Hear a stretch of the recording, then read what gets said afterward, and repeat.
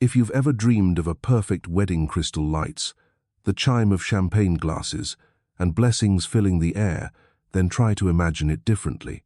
Because for Tammy Owens, all those lights only illuminated the cruelest moment of her life.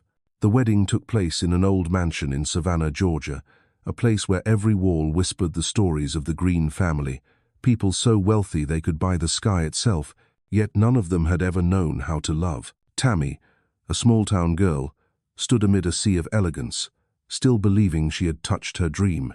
She had loved Jaime Green, a man with a deep smile, bright eyes, and a voice so tender it made her whole heart believe in beauty.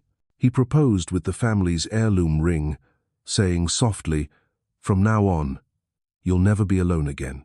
And Tammy believed him. She believed him until the very end, even as she stepped into the honeymoon suite, filled with the scent of roses and the steady ticking of the clock. That night, Savannah was gentle as silk. Summer cicadas hummed beyond the window, and the fragrance of jasmine drifted in from the garden. Tammy still wore her thin white dress, the golden light glinting off her hair. She looked at Jamie, a trembling smile on her lips. He said only one thing: "I'm tired." No explanation, no kiss, no embrace, not even a touch. He simply turned away, pulled the blanket over himself, and left her there, alone in the dark. The room suddenly felt unbearably vast. Tammy lay on the enormous bed, listening to the clock tick as if time itself were mocking her naivete. She told herself, he must just be tired. It's been a long day. But something inside her cracked like glass, breaking at a pitch too high for human ears. She stayed awake past midnight. Moonlight poured silver through the curtains. All was silent until she heard a sound. At first, faint moans, distant and uncertain, then clearer, closer, coming from the hallway leading to Jolene Green's room, her mother-in-law. Tammy sat up straight. Her heart pounded, her breath caught in her throat. Impossible, she thought. It must be a mistake. But the sounds grew sharper, soft laughter, ragged breathing, and a woman's voice, familiar enough to wound. She turned toward Jaime. He lay still, his back to her, breathing evenly, asleep, or pretending.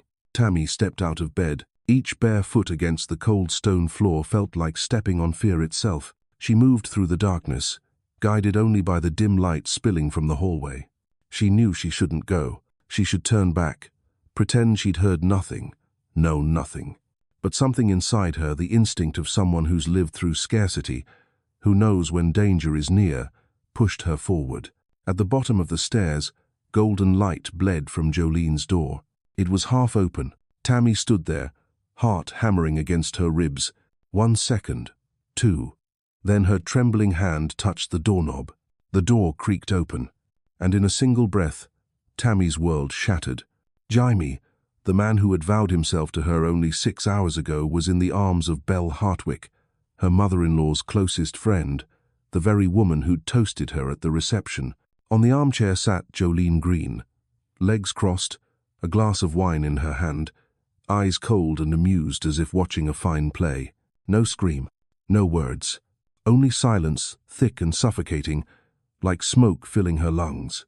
Jolene noticed her first, smiled slowly, took a sip of wine, and whispered, "Oh, not your turn yet, Tammy. We haven't even begun to teach you what this family is really about." The words struck her like a slap. Jaime turned his head, his eyes empty. No shame, no surprise. Only one sentence, smooth and commanding: "Close the door." The room exploded inside her mind, laughter, moans, the clink of glasses, all merging into a sound more monstrous than anything she'd ever heard.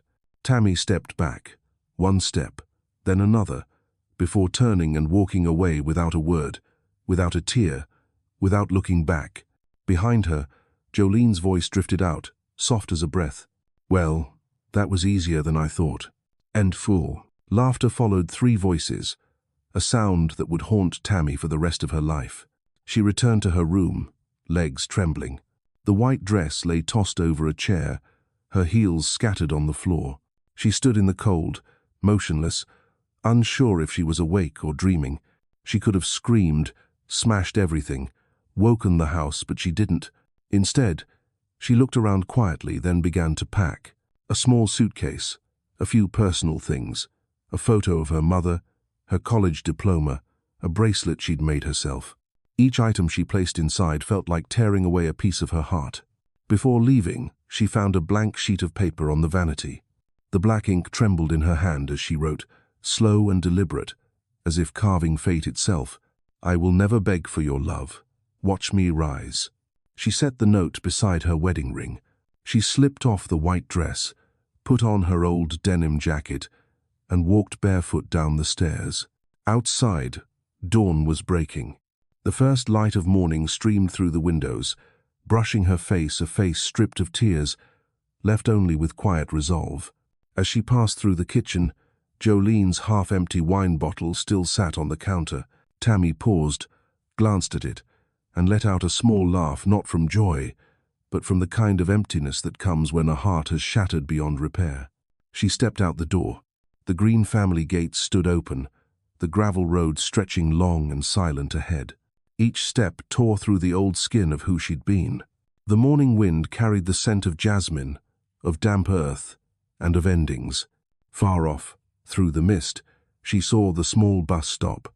Tammy sat on the bench, holding her suitcase, staring into nothing. An old bus pulled up. The driver asked, "Where to, miss?" Tammy answered softly, her voice rough from holding back tears, "As far away as possible." The bus rumbled to life, its wheels grinding against the gravel. Through the window, she saw the Green mansion one last time, its roof gleaming beneath the dawn. Once, it had been where she thought happiness would begin. Now, it was only ash. She whispered to herself, "They think they destroyed me, but they don't know. They just created a phoenix." And the bus carried her away, toward a distant city where a new chapter waited. Inside Tammy Owens, something had died, but in those ashes, a new fire began to burn. When the old bus pulled away from Savannah, Tammy Owens had no idea where she was headed. She only knew she had to leave, far away, far from the moans, the laughter, and the cold eyes of Jolene Green. The window was filmed with dust, the scenery outside drifting by like shredded pieces of memory. Every mile, every passing sign reminded her she had lost everything. When the driver asked, "Where do you want to stop?" Tammy answered softly, "Atlanta. I heard there's work there." The bus dropped her at Atlanta's central terminal on a rainy afternoon. The sky was gray, the air thick with mist, the smell of gasoline and coffee blending together.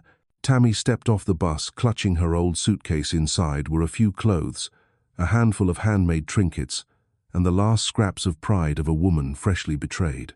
That first night in the new city, she had nowhere to go. Hotels were too expensive, the motels too frightening. So Tammy stayed in the bus station's waiting room, leaning against her suitcase, hugging her knees, eyes closed. The loudspeakers kept calling out departure times, over and over, lulling her into an exhausted sleep. When she woke, daylight had crept in. A janitor said gently, "Hey miss, you can't sleep here overnight." Tammy just nodded and gave a weak smile. She walked for hours through crowded streets, flashing billboards, the smell of donuts from corner shops, car horns, and bar music tangled into the chaotic rhythm of city life. Among the masses, Tammy felt like a speck of dust, nameless, placeless, unseen. No one knew she had once been the bride of the Greens. On her second day, she found work washing dishes in a small diner. The morning shift started at 6 and ended at 4. Her hands cracked and blistered from soap and hot water. But when she held her first few bills of pay, she whispered to herself, "I'm still alive." At night, she cleaned offices, graveyard shifts in an old building, long hallways, flickering fluorescent lights, the sharp sting of bleach in the air. Each night, Tammy pushed her mop, listening to the clatter of its wheels, the sound of her own existence. On rare free days, she sat at Peachtree Park, opened her suitcase, and took out bits of wire, broken glass, and beads to make small pieces of jewelry. Her fingers were rough, but her eyes began to shine again, the light of someone who still believed she could create beauty. Some nights, she looked up at the city sky, where the glow of skyscrapers mimicked 1,000 artificial stars. Tammy whispered, "Mom, I don't know where I'm going, but I don't want to fall here." One evening, while washing glasses, she heard the manager bark, "Hey, too slow. You want to quit?" Tammy bowed her head and murmured, "I'm sorry. I'll be faster." No one knew she'd once been a rich man's bride, standing in a white gown before hundreds of guests. Now she was just a night shift worker with cracked hands and stolen naps on bus seats. Yet through all the exhaustion, Tammy carried a small box. Inside were a few pieces. She'd made a silver bracelet, earrings shaped from broken glass, and a copper pendant braided into a phoenix. Each time she opened it, she heard her mother's voice. "Beauty doesn't need to be perfect, sweetheart. It only needs to be true. So be calm." One morning, as Tammy cleared tables at the cafe, an older woman paused at her tray of trinkets. Her name was Opal Crenshaw, in her 60s, hair streaked silver and brown, eyes kind yet keen. She picked up the phoenix bracelet, turning it in the light. "You made this?" Tammy nodded shyly. "Yes, just a hobby." Opal smiled, the kind of smile of someone who recognizes herself in another. "No, dear, that's not just a hobby. It's the feeling of someone who's been hurt, but still wants to love the world." Tammy looked up. Their eyes met. For the first time in months, someone truly saw her. A few days later, Opal Crenshaw returned.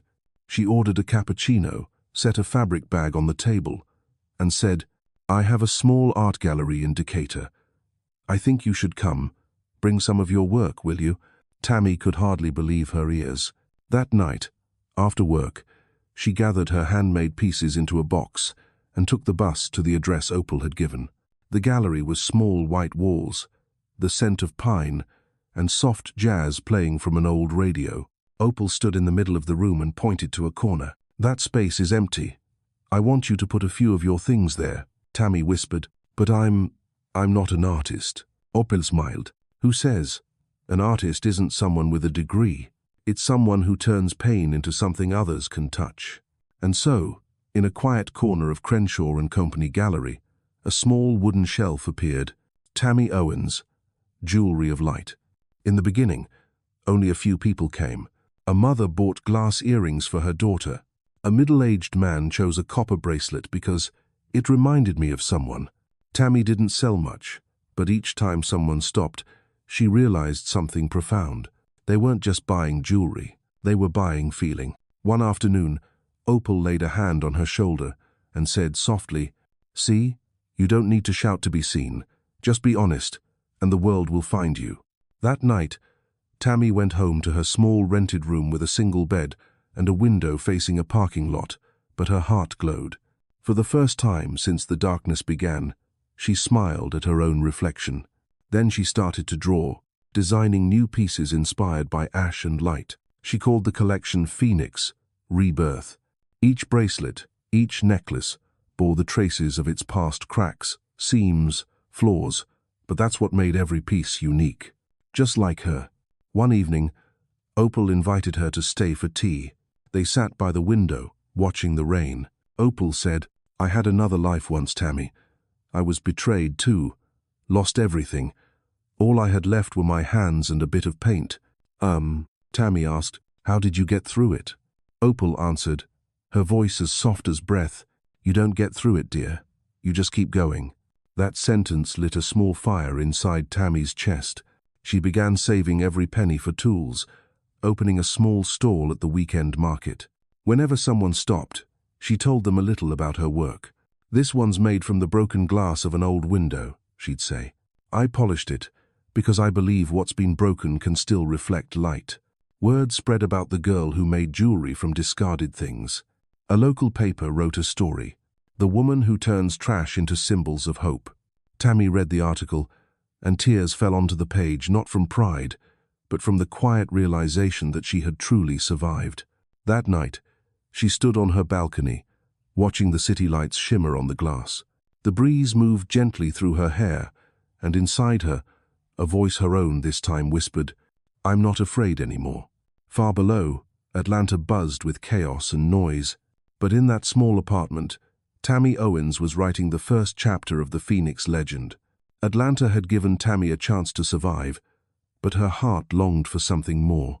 She wanted to create not just a store, but a haven, a place for people like her, souls who had once been left behind.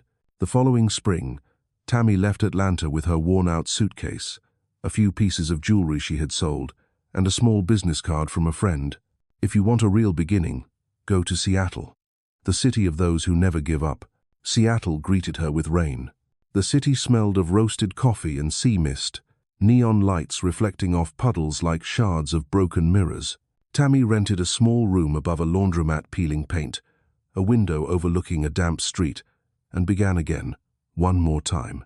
She worked day and night, designing jewelry, selling online, taking custom orders from friends of friends. But she knew she couldn't do it alone.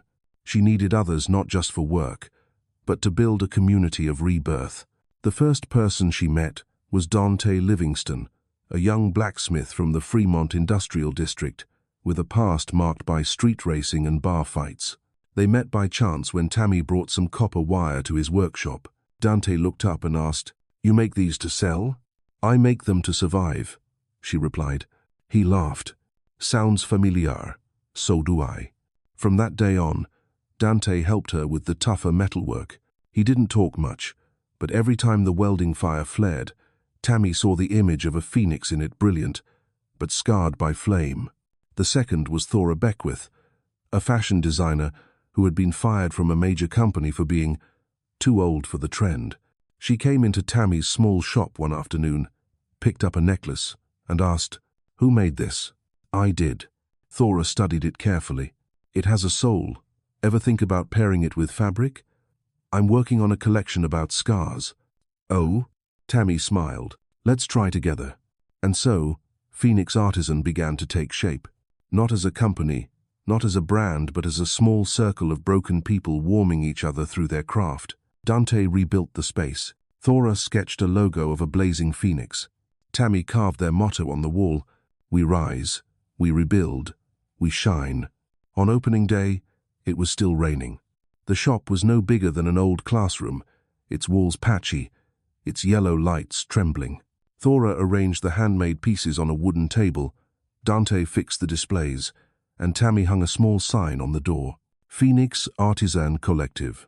Their first customer was a red-haired girl in a transparent raincoat, her face shadowed with sorrow. She picked up a bracelet shaped like a flame and asked, "Who came up with this idea?"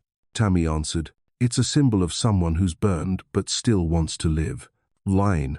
The girl looked at it for a long moment, then whispered, "My brother died in a house fire last year.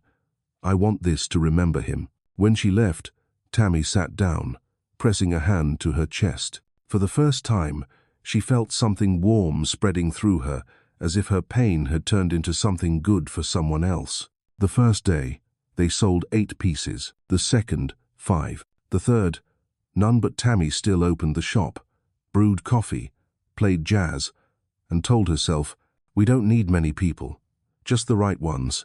By the 10th day, a reporter from the Seattle Voice stopped by and wrote a small piece about the store for those who fell and rose again. Overnight, Phoenix Artisan became known. Customers came not only to buy, but to share stories, to rediscover faith that beauty could grow from wreckage. Tammy watched the shop fill with people and felt tears blur her eyes.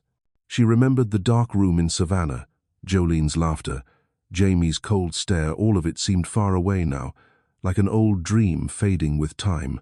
She no longer needed witnesses, nor validation. All she needed was the light on the faces of those who found themselves again through her creations. That was enough. 3 months later, Phoenix Artisan had become a small phenomenon in Seattle's craft scene. Hundreds shared photos of their pieces online. The story of the woman reborn from ruin spread, and Tammy had to grow comfortable with being called a symbol. One morning, she received a call from Cyrus Malone, an entrepreneur who had gone bankrupt twice, now running a social investment fund for community recovery projects. He said in a low, gravelly voice, "I read about you. You're not just selling jewelry, you're healing people. Come meet me." They met in a cozy wooden cafe. Cyrus wore a worn leather jacket, his silver hair and bright eyes alive with conviction. "I lost everything once, Tammy," he said, "but I learned you're never truly empty as long as you can still give." "You want to invest?" she asked.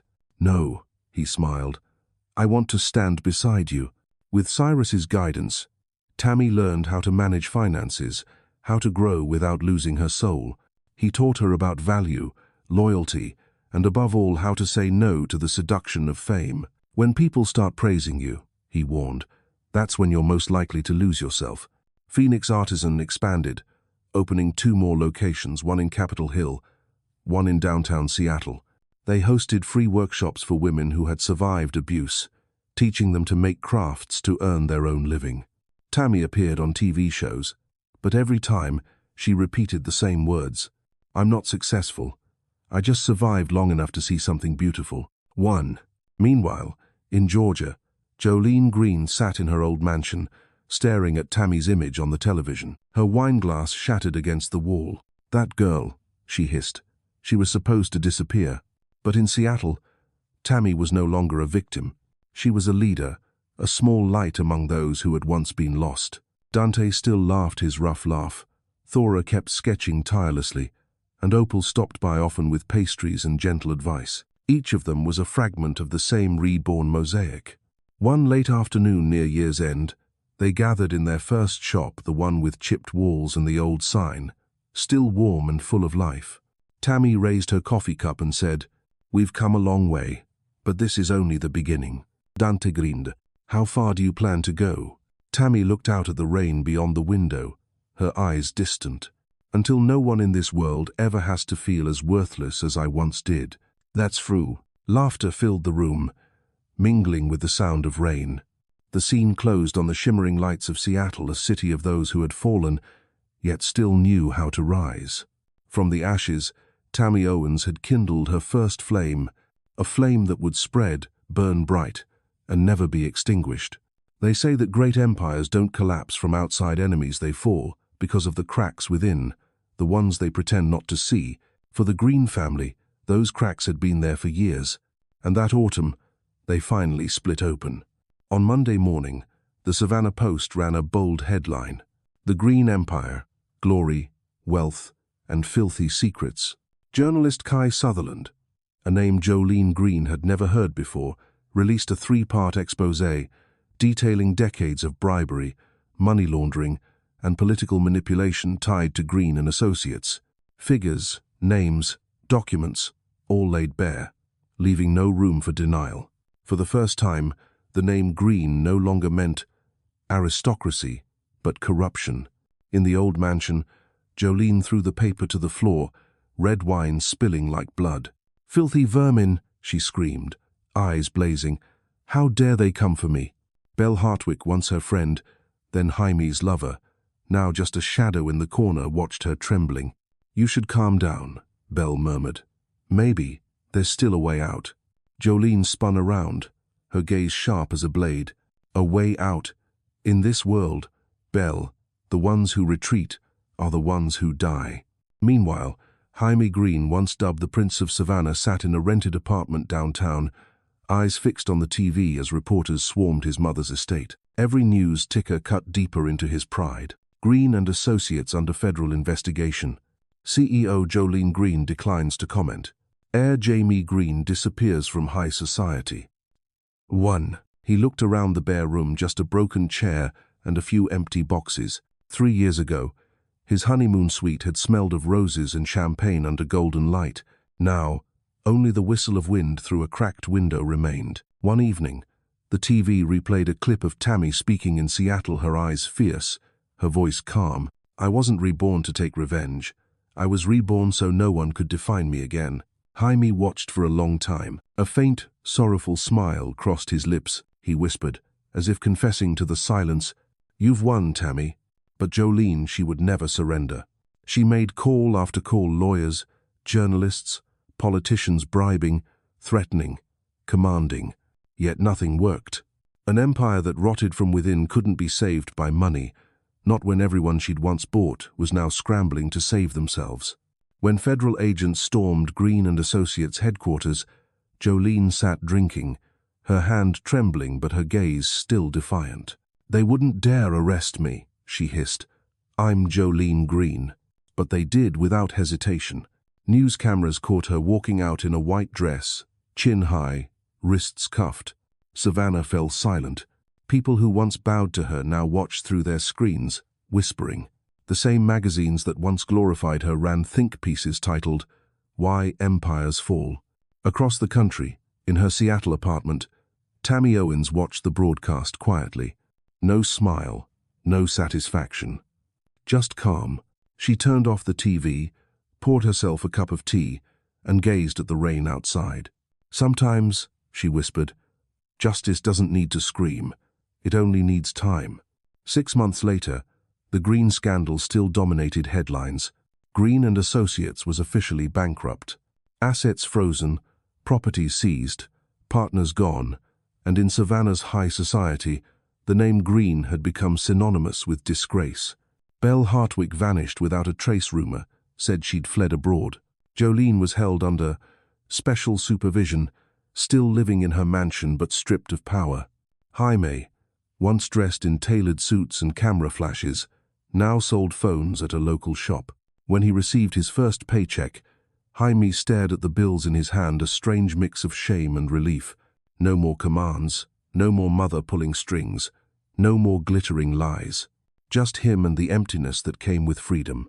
That night, he sat in his small room, holding an old photograph Tammy in her white dress, smiling shyly. The image made him close his eyes, his hand tightening. "You're still alive, aren't you?" he murmured. "You made it." In Seattle, Phoenix Artisan had become its own quiet empire. Their third store had just opened in Portland. Vogue America featured her under the headline, "From Ruin to Radiance." The story of a woman who refused to fall. In the interview, Tammy said one line that moved readers to tears. "The day I left the Green Mansion, I thought I'd lost everything. But it turned out, I was only beginning in the place I truly belonged." Dante and Thora celebrated with her. Opal cried when she saw her on TV. But Tammy, watching her own image on screen, felt a quiet ache, because behind the glow of success, a whisper lingered in her heart. Forgiveness doesn't come from triumph. It comes from peace. She wondered if she had truly found peace or if she was just standing on a mountaintop, afraid to look down at the ashes below. One afternoon, she received an unmarked envelope. Inside was an old newspaper clipping Jolene Green in handcuffs, and a small note written in a familiar, elegant hand. "I don't ask for your forgiveness, but thank you for making me face the mirror. J.G." Tammy sat in silence for a long time. She folded the note, placed it on the table, and looked out at the drizzle beyond the window.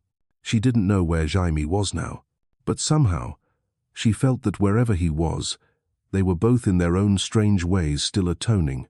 Final scene. Tammy stood on the rooftop of the Phoenix shop, gazing out as the Seattle sunset painted the sky in red and gold. She turned to Romy, her new assistant, who was arranging the display. "You know something, Romy?" "Yes? Some things that break shouldn't be rebuilt. They just need to stay as they are reminders of who we once were."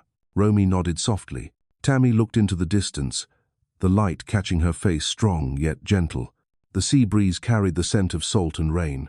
A chapter had closed, and though those who once hurt her had fallen, Tammy Owens chose stillness not on victory, but on peace. Because to her, the most beautiful revenge was not making others suffer, but no longer letting them have any power over her. New York City, the city that never sleeps. Tonight, among 1,000 lights, the Waldorf Astoria shimmered brighter than ever. A live jazz band played, glasses clinked, and gowns sparkled as guests moved across the grand ballroom like stars orbiting a silver moon. The Griffith Foundation was hosting its annual gala to raise funds for women rebuilding their lives after crisis. And the guest of honor this year was Tammy Owens, founder of the Phoenix Artisan Collective. On the invitation card, a simple line was printed beneath her name: "The woman who turned ashes into light." Tammy stepped out of the limousine in a gold gown, her hair pinned high, makeup soft but striking enough to hush the crowd of photographers. Flashes erupted. Voices called out, "Tammy, over here. How does it feel to return to New York as an icon of empowerment?" She smiled, poised, measured, as though all that glitter no longer had the power to shake her heart. Because inside, the only thing she truly felt now was a quiet, steady peace.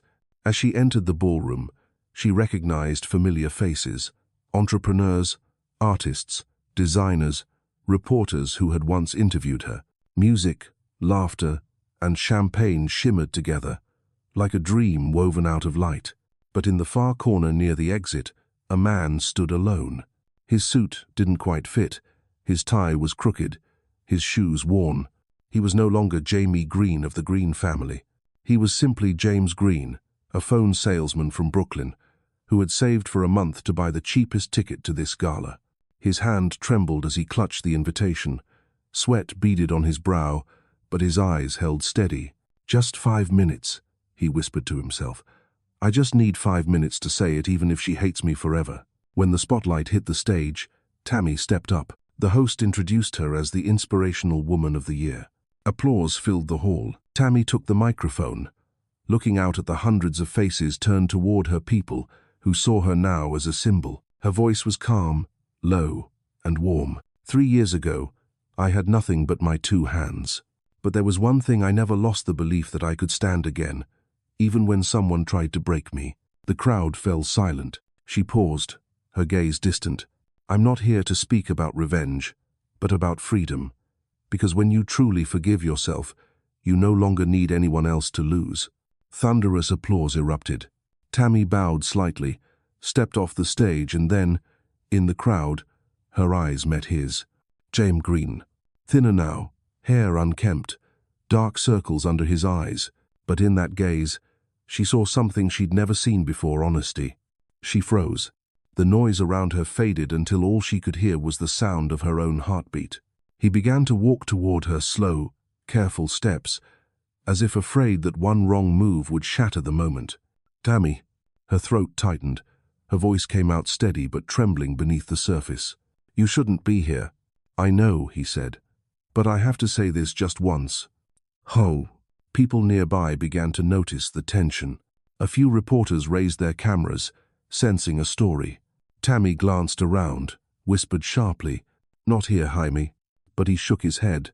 "If I don't say it now, I might never have the chance." The music faded. The host had left the stage. The entire ballroom seemed to hold its breath time, pausing for them alone. Jamie stopped in front of her, eyes glassy, hands trembling. "Tammy, I don't expect forgiveness. I just want you to know, everything I did, it was wrong. There's no excuse that can make it right." Tammy said nothing. Her gaze was deep, calm, too calm. "You know, Jaime," she said softly, "the cruelest thing wasn't that night.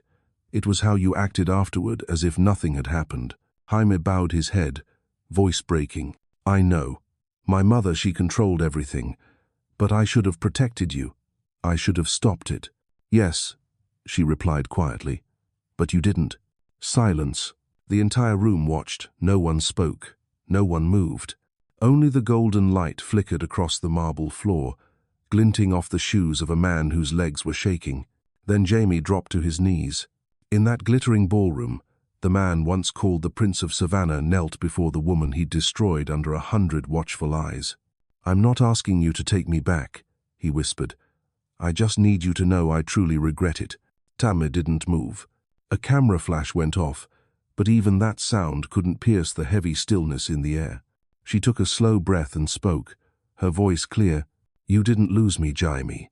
You threw me away, and since that day, I've learned to never let anyone do that to me again." Tears streamed down his face. She looked at him not with anger, but with a hard, quiet mercy.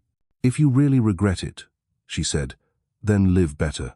Don't carry guilt as your reason to exist. Carry it as proof that you've changed." She stepped back. The gold light fell across her face, serene, radiant, unshakably strong. The ballroom was silent. Tammy turned, her heels clicking softly against the marble floor, each step closing a chapter. Before she reached the door, she paused and looked back. Jaime was still kneeling beneath the chandelier, his face streaked with tears, while the crowd stood frozen, uncertain whether to applaud or weep. She whispered, just loud enough for herself, "Forgiveness doesn't need words, only distance." Then Tammy Owens walked out of the Masquerade of Souls, the place where people hid their pain behind satin and jazz. Outside, the New York wind brushed her shoulders. It was cold, but she didn't feel it. She lifted her gaze to the towers of light around her, her eyes shining with something no city could ever outshine. freedom. And inside the ballroom, Jaime remained on his knees. No one helped him up. Perhaps that was how real redemption began, not when someone lifted you, but when you finally stood up from within. The gala ended, and New York returned to its restless rhythm, rain-slicked streets, flickering neon, and the endless hum of traffic. Amid the crowd, Jamie Green walked alone, his suit wrinkled, tie askew, eyes hollow. He didn't know where he was going. He only knew that after tonight, there was nothing left to run from. Tammy had seen him for the last time, not as an enemy, but as a scar she had learned to live with. When he returned to his small Brooklyn apartment, Jaime took off his jacket and sat on the floor. The streetlight cast a dull amber glow through the window, spilling across the cracked wall. He pulled from his pocket a crumpled gala ticket, the words still faintly visible, "In honor of rebuilding lives." He laughed, a dry, broken sound, tangled with tears. "Rebuilding lives," he muttered. "Yeah, maybe it's time." The next morning, Jaime went to the Mercy Women's Center, the same place Tammy had once donated to. He met Fauna Puit, the center's director, a woman in her 50s with sharp eyes and a calm strength. When he told her he wanted to volunteer, she studied him for a moment and asked, "You do know this isn't a place for people to earn redemption, right?" "I know," he said quietly. "I just want to do something right." She nodded. "Fine. Be here tomorrow, 6 a.m. We don't talk much here. We work." On the first day, Jaime picked up trash. The second, he scrubbed floors. The third, he learned to serve breakfast to women and children escaping abuse. At first, people avoided him. A young man, once branded by the press as the son of the devil, Jolene Green. No one could believe he was really there, working in a kitchen that smelled of coffee and detergent. But James didn't explain. He just worked. Silently, steadily, as if each stain he wiped away was another fragment of his own sin. Sometimes, he heard whispers behind him. "That's a Green. Is he really volunteering? Or is this PR?" He heard it all, but he didn't react, because he knew redemption has no audience. No one applauds the man who scrubs the floor. One afternoon, a woman named Kendra, a survivor of domestic violence, asked him, "Why are you doing this? Aren't you afraid someone will recognize you?" Jaime smiled faintly. "If they do, at least, they'll see I'm trying." She studied him for a long moment before saying softly, "I used to think people don't change, but looking at you, I think maybe they can. They just have to hurt long enough first." He never forgot her words. 3 months passed. Winter settled over New York, the city buried under white snow and cutting wind. Each morning, Jaime woke at 5, brewed coffee, and walked to the center. He stopped counting days. He stopped hoping Tammy might hear about him. He just knew that when he washed dishes, helped Kendra fill out job forms, or showed the children how to make little crafts, his heart felt lighter than before. One day, Fauna called him into her office. She handed him a folder. "We're launching a program, Men Understanding Men, for men who've committed violence, trying to change. I want you to lead it." "Mayor?" Jaime blinked. "Yes," she said. "You understand them. You were one of them. And I think no one's more qualified than someone who's still learning to be better." He was quiet for a long moment, then nodded. "I'll try." That night, Jaime stood before a small group of 10 men, scarred faces, weary eyes, men who had once caused pain and were now haunted by their own. He spoke slowly, without preaching. "I used to think remorse meant apologizing to someone else. But real remorse is looking in the mirror every morning and not turning away. Forgiveness isn't something others give you. It's what you grant yourself so you never repeat the same wrong again." No one clapped, but something in their eyes shifted. A few lowered their heads. A few just stared at him, quietly listening. That night, Jaime walked home through falling snow. He lifted his hand, watching the flakes melt on his skin, and felt something strange. For the first time in years, he felt light. Then one evening, the post office called. A letter from Seattle had arrived. No return name, only 2 initials, T.O. Inside was a small piece of paper, the handwriting instantly familiar. "I heard you're helping others. I don't know if you do it out of guilt or out of faith in goodness. But whatever the reason, thank you. for making sure my pain wasn't in vain. No signature, no address, nothing more. But it was enough to keep Jamie sitting still for a long, long time. He folded the note carefully and slipped it into his wallet, beside the old photo of Tammy, the one he'd never had the courage to look at again. From that day on, Jaime stopped thinking about forgiveness. He no longer prayed for it, nor chased it. He simply lived in a way that, wherever Tammy Owens might be, she would never again have to feel ashamed of the name Green. Spring came slowly to Savannah that year, as if the city itself hesitated to let the light in again. After a 4-month trial, the name Jolene Green officially became history, no longer a symbol of high society, but a textbook case of downfall. She was sentenced to 10 years of house arrest for violating terms of cooperation, allowed to live in her private apartment under constant surveillance. No visitors, no friends, no family. Even Jaime, her only son, had cut all contact.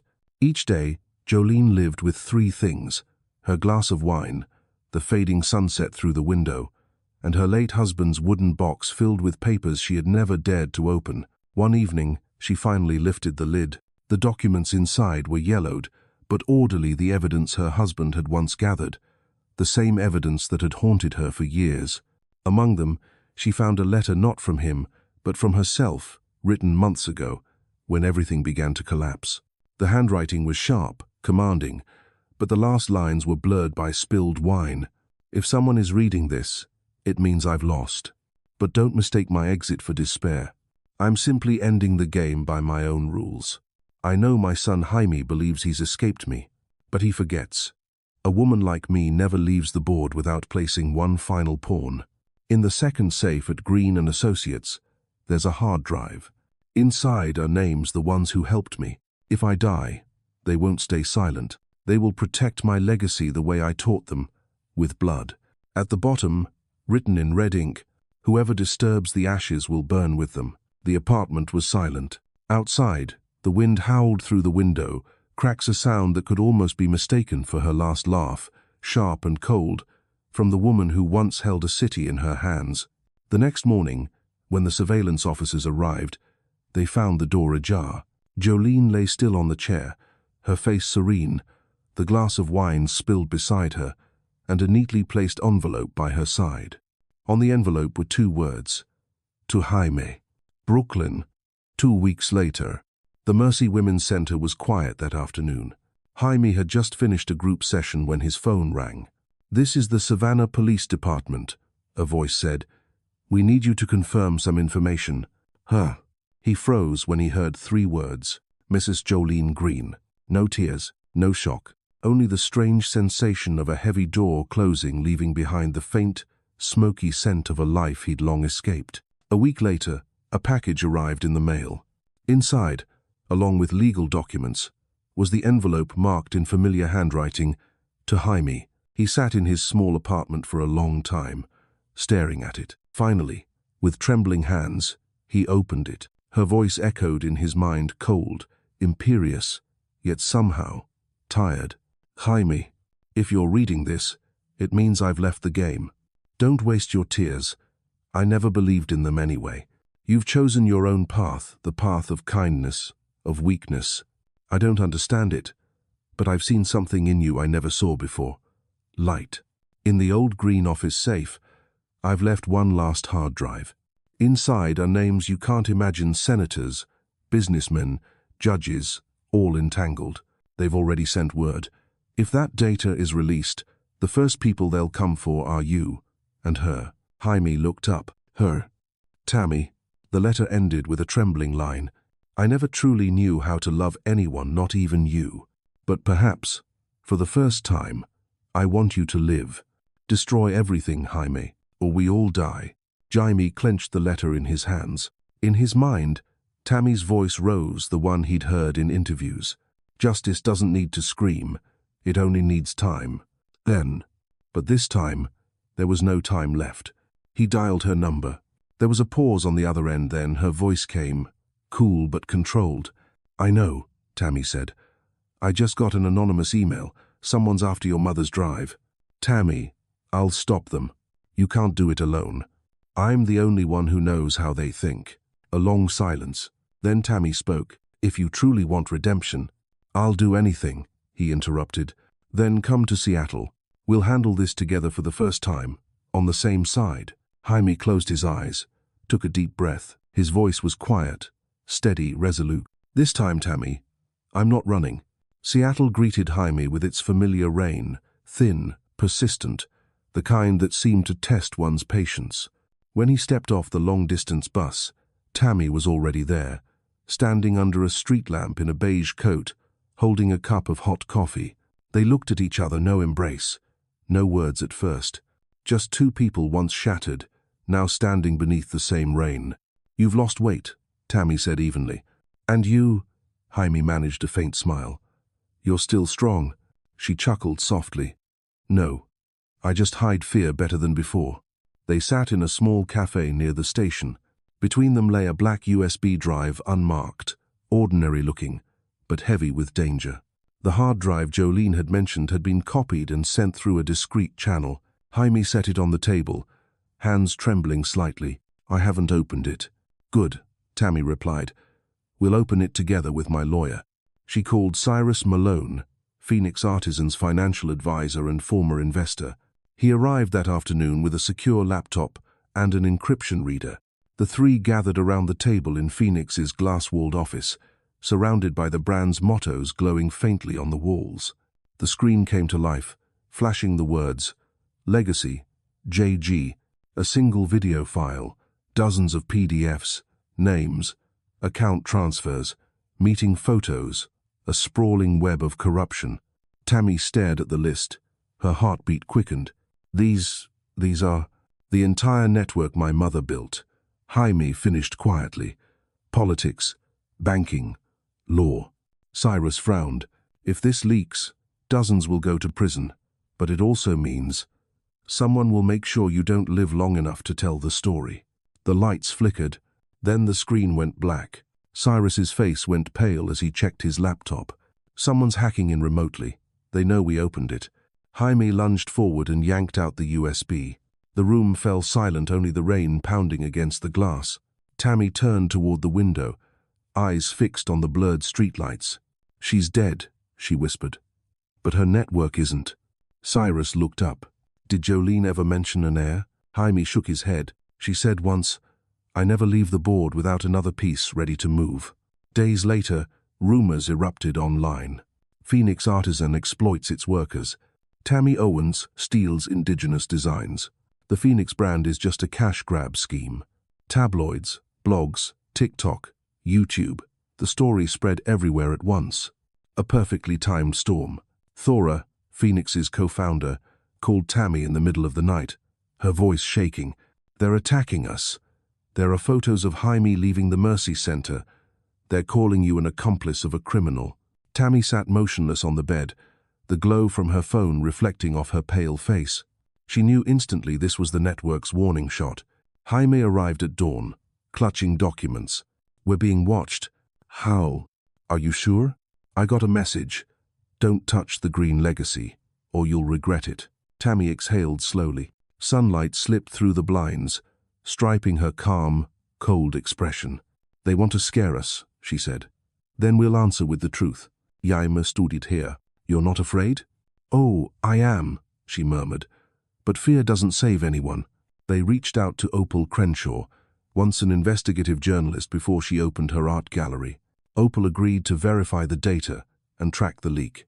But when Tammy went to meet her, the door was already open. The house was empty.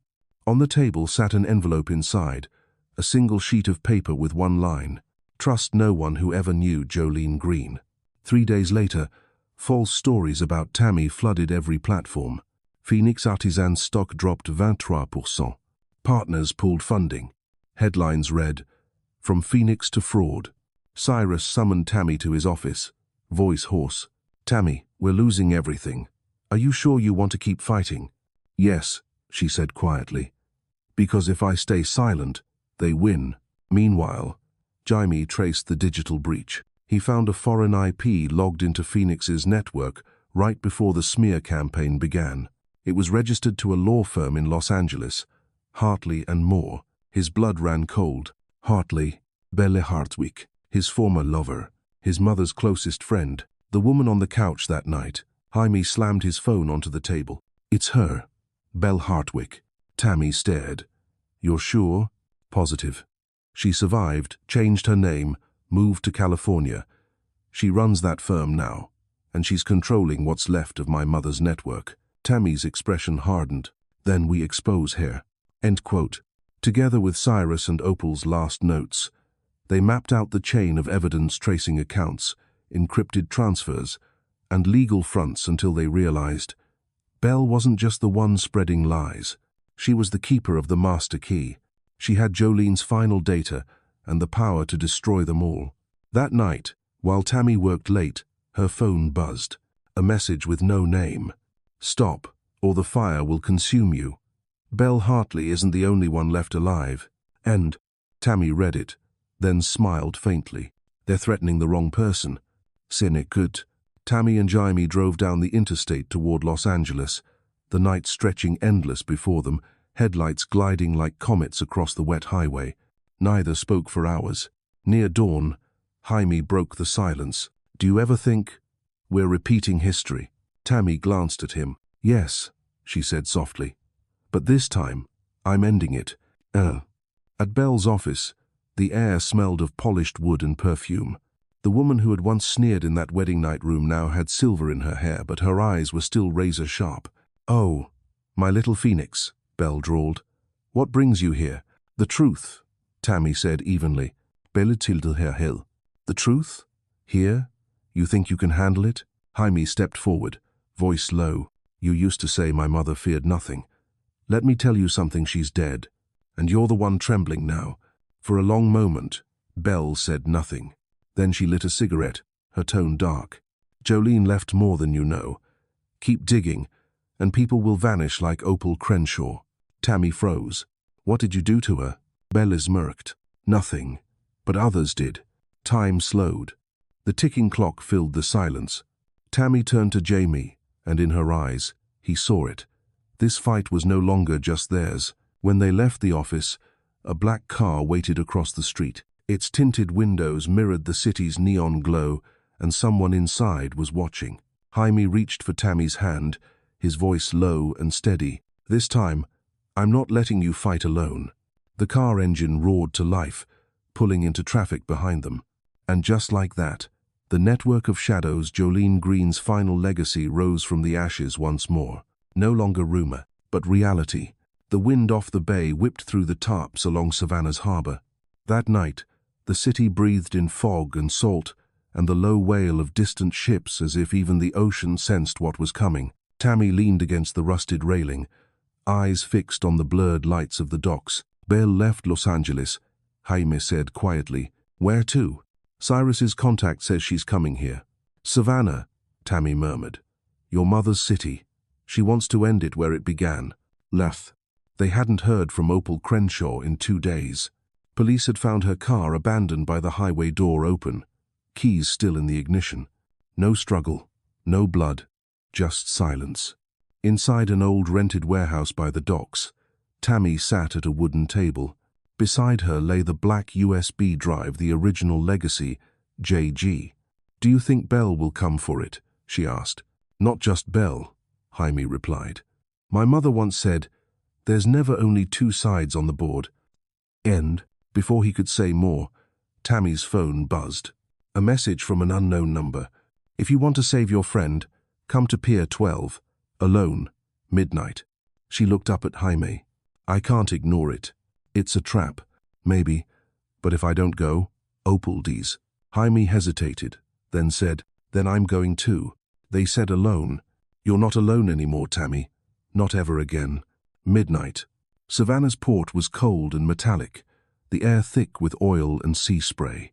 Shipping containers loomed like walls in a maze of shadow and wind. Tammy moved carefully, her long coat brushing the steel floor. The USB was tucked in her pocket. A few steps behind, Jaime held a small recorder, every sense on edge. A woman's voice cut through the darkness. So you came after all, Tammy Owens. Belle Hartley stepped out of the shadows, black coat, cigarette glowing red between her fingers. Two men in suits flanked her. Under the flickering floodlight, Tammy saw Opal tied to a chair, gagged but still defiant.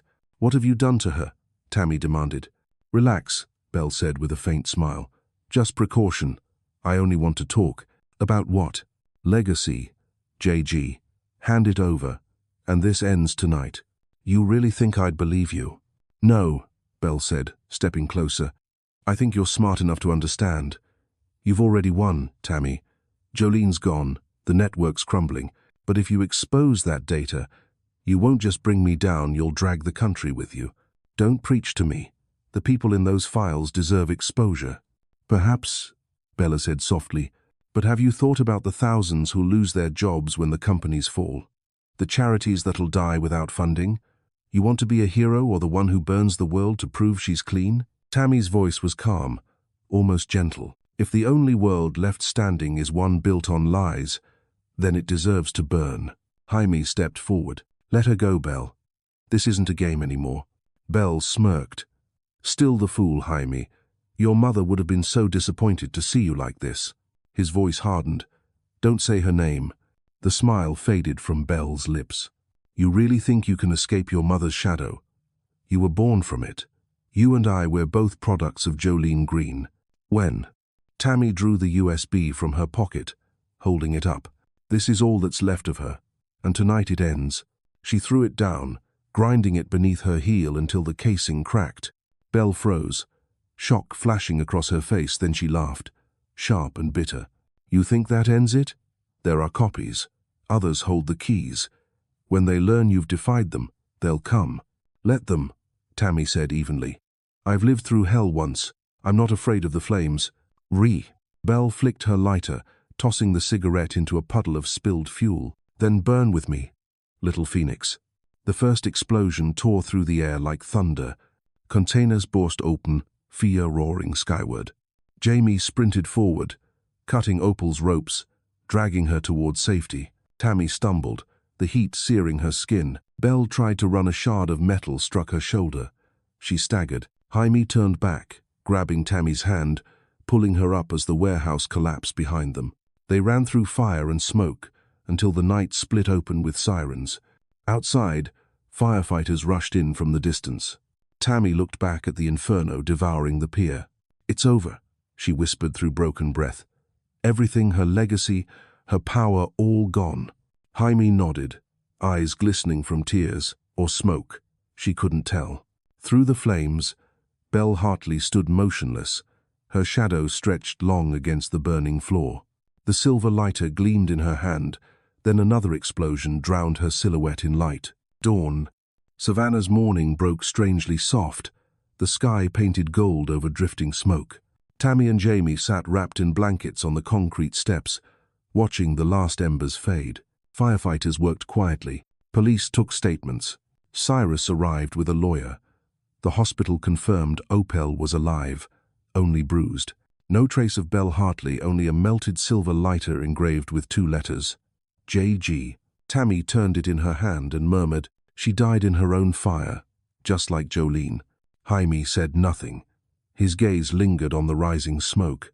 "I lost everything," he said softly. "My family, my name.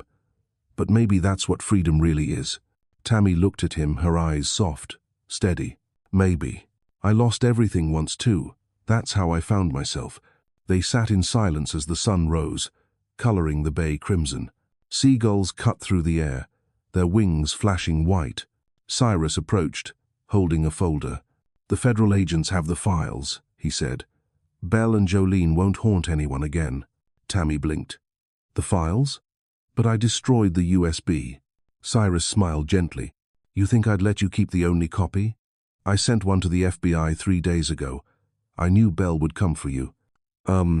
Tammy exhaled, tears spilling freely now. "You always stay one step ahead." "No," he said, his smile kind. "I just believe people who've walked through fire deserve to stand in the sunday." Jaime looked at Tammy. "And us?" he asked quietly. "What now?" She met his eyes, no anger, just calm. "Now, we live. Not to avenge, just to live." Months later, Phoenix Artisan reopened its first Seattle store. Above the familiar Phoenix logo, a new line gleamed.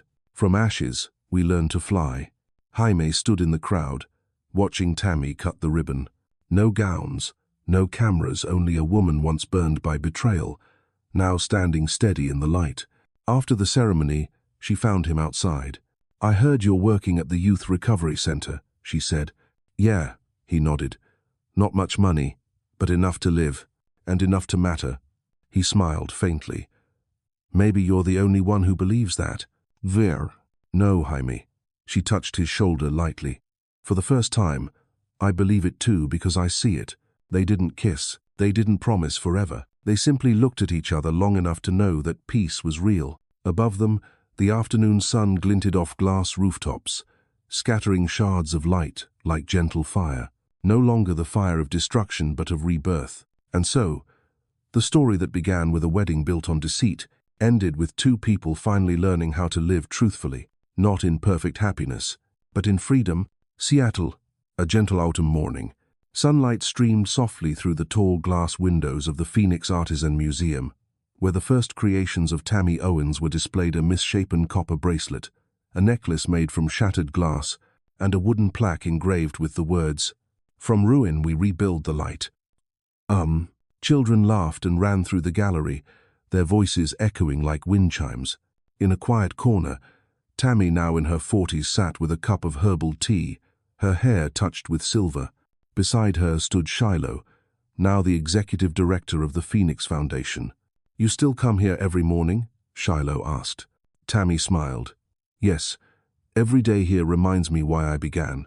She set her cup down and looked out the window. Outside, construction crews worked on a new building, a vocational center for women recovering from abuse, funded by the Phoenix Foundation. "You know," Shiloh said softly, "people still tell your story and Jaime's at conferences."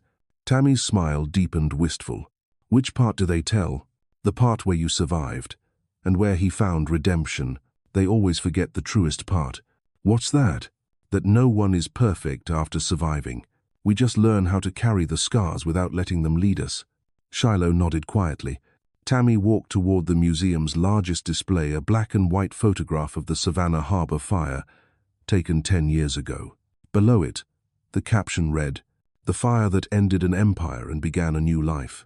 Across the city, the old brick building of Street Mercy Rehabilitation Center buzzed with life.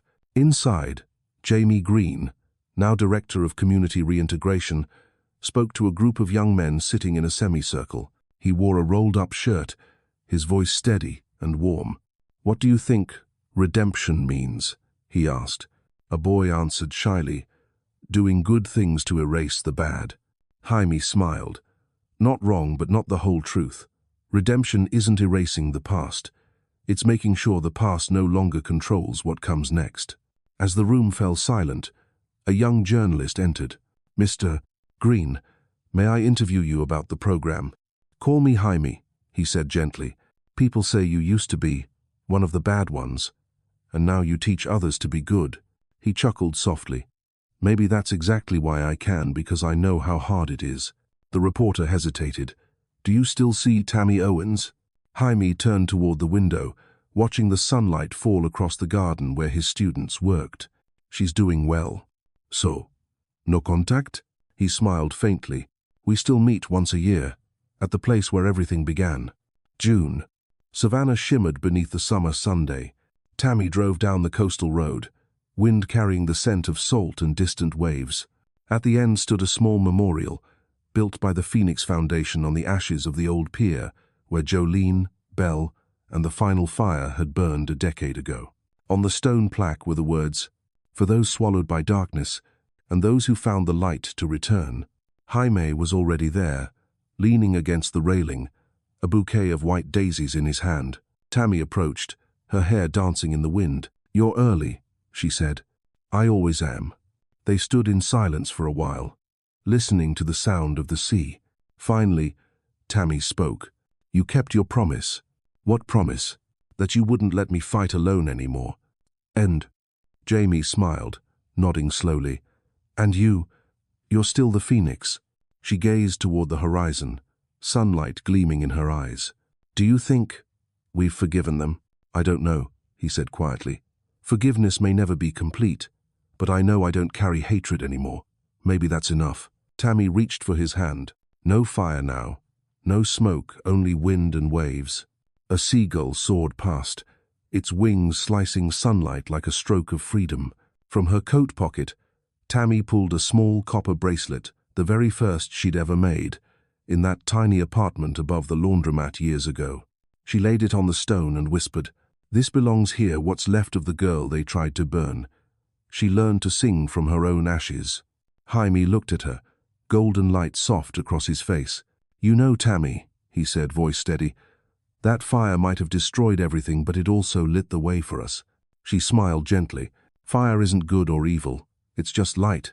We choose whether to use it to warm or to destroy." They stood there until sunset, the ocean turning red as wine. A ship's bell rang faintly low, mournful, beautiful. Tammy turned to leave, then paused. "Do you think phoenixes are real, Jaime?" He smiled.